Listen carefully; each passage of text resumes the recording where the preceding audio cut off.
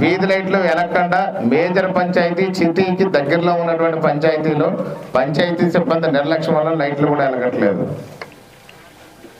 ఏం చేస్తున్నారు సెక్రటరీ గారు? సిన్సియర్ అని చెప్పి చేతులు కట్టుకుని గదిలో తాళం వేసి పడుకోవడం మీ సిన్సియారిటీ. 1% యూజ్ ఉందండి ఈ సచివాలయానికి, ఈ పంచాయతీకి. మీ వల్ల ఎందుకు వచ్చారు ఉద్యోగానికి మీరు? ఏడి ఏవో గారు ఏడి ఏమంటే ఏం చేస్తారు మీరు? ఏముంది? శానిటేషన్ లేదు, డబ్బులు లేవంటే.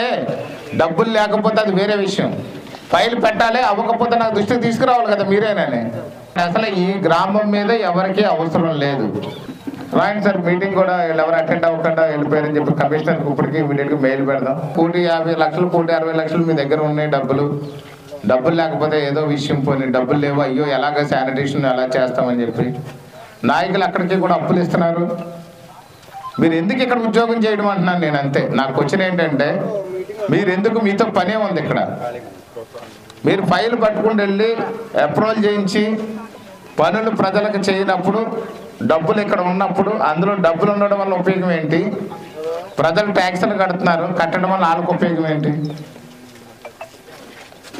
ప్రజలు ట్యాక్సులు పే చేస్తున్నారు, ట్యాక్సుల డబ్బులు పంచాయతీలో ఉన్నాయి, కానీ ప్రజలకు మాత్రం శానిటేషన్ ఇవ్వం, వీధి లైట్లు ఇవ్వం.